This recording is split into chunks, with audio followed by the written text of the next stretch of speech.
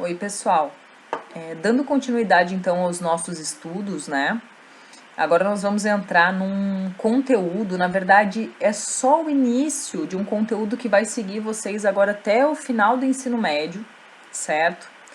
Que é um conteúdo fundamental para o conhecimento e para a compreensão de diversos outros que virão adiante.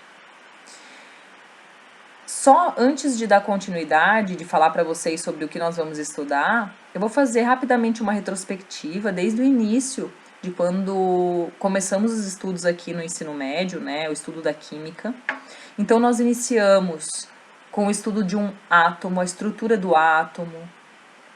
Em seguida, os elementos da tabela periódica, né? Então estudamos os elementos, os átomos dos elementos químicos separadamente. Depois, através das ligações químicas, esses elementos se unem formando substâncias, certo? E no início desse semestre nós estudamos alguns grupos dessas substâncias que nós denominamos as funções inorgânicas, que são os sais, os ácidos, os óxidos e as bases. E dentro desse estudo, dessas funções inorgânicas, nos deparamos com algumas reações químicas, né? As reações de formação de chuva ácida, a ionização da base e do ácido e também a reação de neutralização.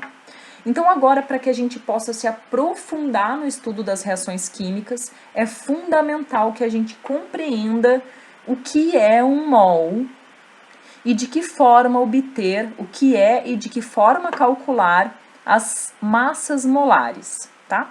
Então, inicialmente, pessoal, o que é um mol? Eu gosto muito de associar com a dúzia, que vocês conhecem, né? Uma dúzia são 12 unidades de alguma coisa. Podem ser 12 unidades de laranja, 12 unidades de banana, de pessoas. Dúzia significa 12 unidades, né? É um termo que se utiliza para simplificar, correto? Então, se eu falar 2 dúzias, eu estou falando de 14 unidades. Uma dúzia, 12 unidades, meia dúzia, 6. O mol, ele é como se fosse a dúzia na química. Só que, na verdade, ele corresponde não a 12 unidades, mas a essa quantidade toda aqui. Um mol de qualquer coisa que seja significa que há 6,02 vezes 10 na 23 unidades disso que eu estou me referindo. Então, se eu falar em mol de beijos, eu estou falando que há 6, aproximadamente 6, vezes 10 na 23 beijos, ou abraços, enfim, né? Esse número aqui, pessoal, nós chamamos de número de Avogadro, tá bom? Então, um mol de qualquer coisa significa um conjunto dessas coisas, um conjunto desse valor aqui. Então, por que... olha a grandeza desse valor, né? 10 na 23 é um número enorme, é um conjunto muito, muito, muito maior do que 12. Por que é esse valor tão grande? Porque aqui nós estaremos nos referindo principalmente a moléculas específicas, a átomos, que são coisas muito pequenas.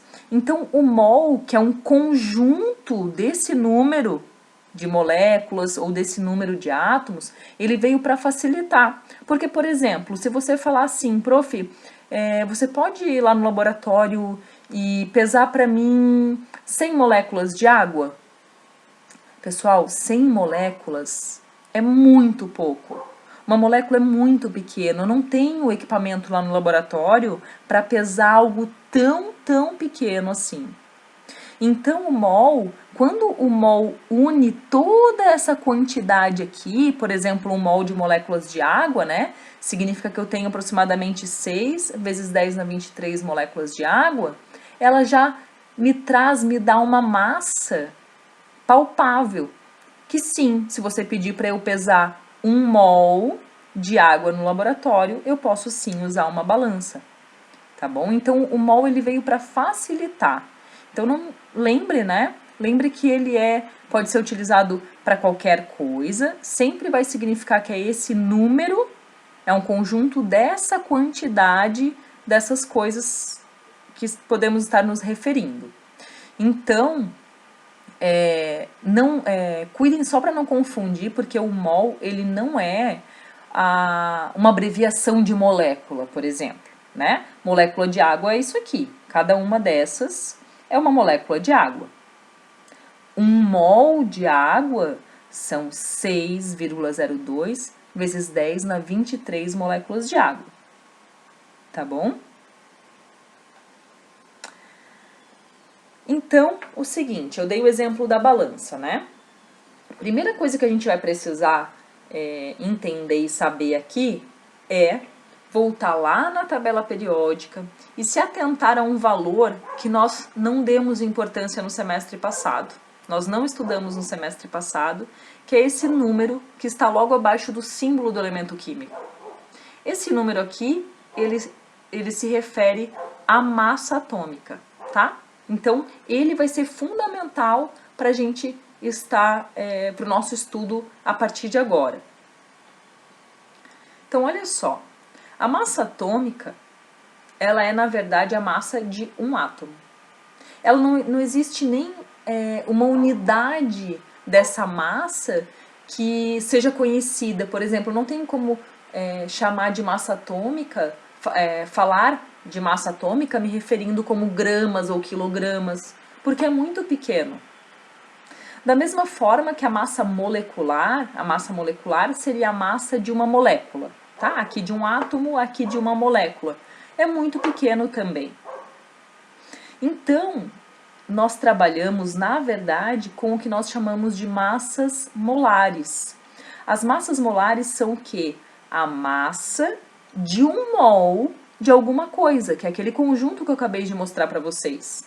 A massa em gramas. Agora sim, um mol de substâncias, independente de que substância seja, né, nós estaremos trabalhando com diversas, agora essa massa já é numa grandeza que nós chamamos em gramas. Muito mais palpável, tá? Então, olha só. Lá na tabela periódica, esse número abaixo do símbolo do elemento químico, vocês vão compreender dessa forma. Por exemplo, o flúor. O flúor tem esse valor logo abaixo. Dependendo da tabela periódica de vocês, pode ter uma pequena diferença aqui, tá? Então, eu vou arredondar e vou falar que é aproximadamente 19, tá? Digamos que esse valor seja 19. O que significa? Significa que um mol de flúor apresenta 19 gramas. Como nós chamamos essas massas molares? Como nós nos referimos? Por exemplo, a massa molar do flúor é 19 gramas por mol. Eu posso falar que um mol de flúor apresenta 19 gramas. O ferro. Um mol de ferro, um mol de átomos de ferro, apresenta 56 gramas. Esse valor está lá na tabela periódica também. Outro exemplo, um mol de nitrogênio apresenta 14 gramas. Um mol é o que mesmo? Essa quantidade aqui de átomos de ferro, no caso. Então, quer dizer que se eu pesar 56 gramas de ferro no laboratório, ou em qualquer balança que seja, se eu pesar exatamente 56 gramas, significa que ali eu tenho 1 mol de ferro, eu tenho 6,02 vezes 10 na 23 moléculas de ferro ali. Então, sobre os elementos químicos, a massa molar, a massa de 1 mol, você obtém diretamente na tabela periódica, certo? O número que está abaixo do símbolo do elemento. Agora, se nós precisamos calcular, que é o que vai ser mais importante para nós aqui, a massa molar de moléculas ou substâncias formadas, né, a partir de mais de um átomo de elemento químico, como, por exemplo, o gás nitrogênio, como nós fazemos? Nós vamos lá na tabela periódica. Então, nesse caso, nós temos 2 átomos de nitrogênio aqui. Eu vou lá na tabela e vejo qual é a massa molar do átomo de nitrogênio. É 14. Quantos eu tenho? Na minha molécula, 2. Então, a massa molar do N2 é 14 vezes 2, ou seja, 28 gramas por mol. Da mesma forma aqui, um outro exemplo, do NaCl, o sódio apresenta massa molar de 23 gramas e o cloro de 35,5. Ambos foram obtidos da tabela periódica. A massa do NaCl é a soma dos dois, porque eu tenho um sódio e um cloro. Portanto, essa aqui é a massa do cloreto de sódio. Então, aqui tem alguns exercícios para vocês fazerem, tá? Esse primeiro eu fiz, que é do carbonato de cálcio, mostrando o passo a passo. Primeiramente, você vai olhar qual é a substância ou a molécula que você está querendo calcular essa massa molar e você vai encontrar quais são os elementos químicos presentes. Então, aqui nós temos cálcio, carbono e oxigênio. Vou lá na tabela, o cálcio apresenta uma massa de 40, o carbono de 12 e o oxigênio 16. Eu vejo qual a quantidade de cada um desses elementos na molécula ou na substância que eu estou estudando, né? Então, tem 1 cálcio, 1 carbono e 3 oxigênios, tá? Então, essa multiplicação que está sendo mostrada aqui, ela está multiplicando a massa que foi encontrada na tabela periódica pela quantidade desse elemento na substância. Então, 40 vezes apenas 1, continua o 40, carbono também apenas 1, 12, e oxigênio, que tem 3, eu multiplico a massa do oxigênio por 3, e o valor vai dar 48. Portanto, a massa molar disso tudo aqui, pessoal, vai ser a soma desses valores que acabamos de encontrar.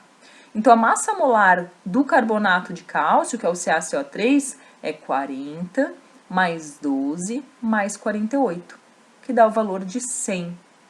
Significa que se eu precisar pesar para uma reação química, que isso é só a introdução agora que nós vamos aprofundar, né?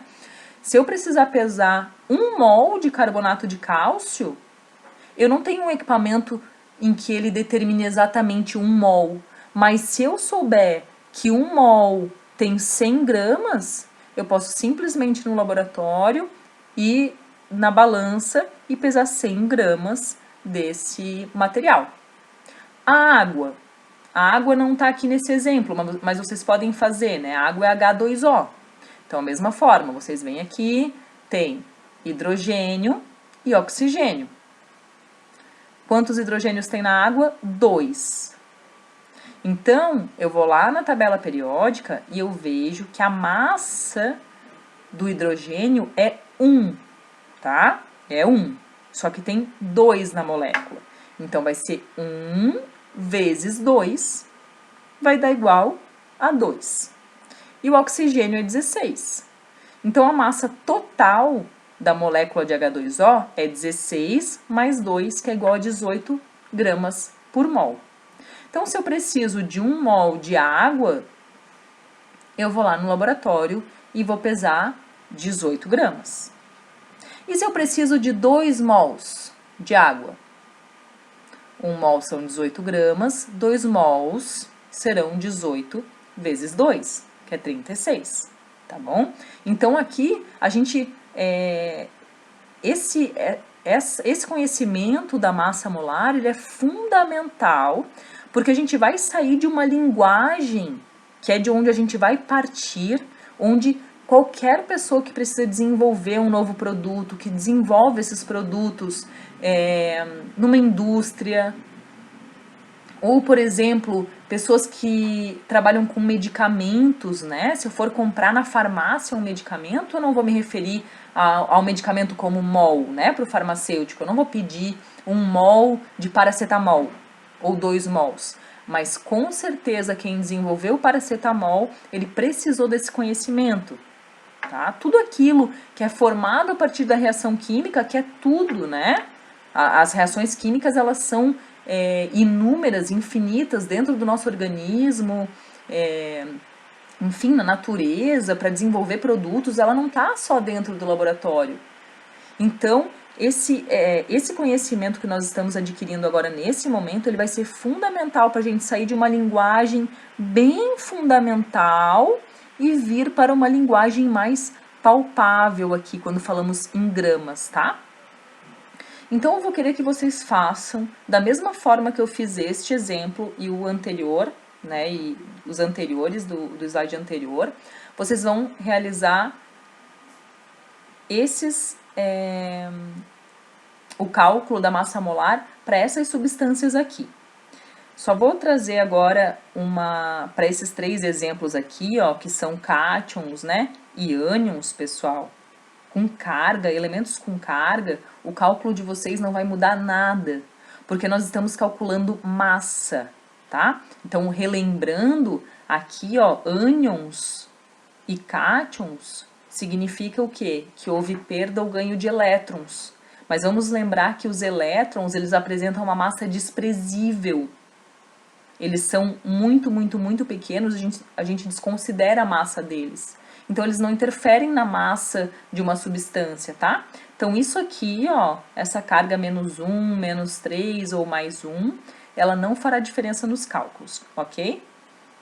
Então, agora eu vou finalizar essa parte da aula aqui e vou aguardar que vocês façam esses exercícios. É fundamental saber calcular massa molar, pessoal, para os próximos, para a gente dar continuidade aos estudos da química nesse semestre e nos próximos. Esse conhecimento aqui, ele é base para todos os próximos. Então, se você não entendeu, eu aguardo o seu retorno, leia, reveja essa aula quantas vezes for necessário, entre em contato comigo, entre em contato entre vocês para tirar essas dúvidas.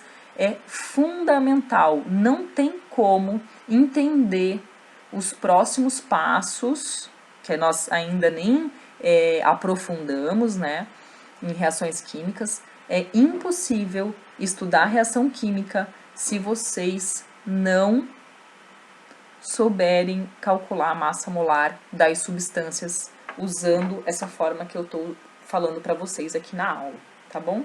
Aqui só uma correção rapidinho. Não, está correto. Esse cal, isso aqui não é um I, tá? É um L, cal, óxido de cálcio.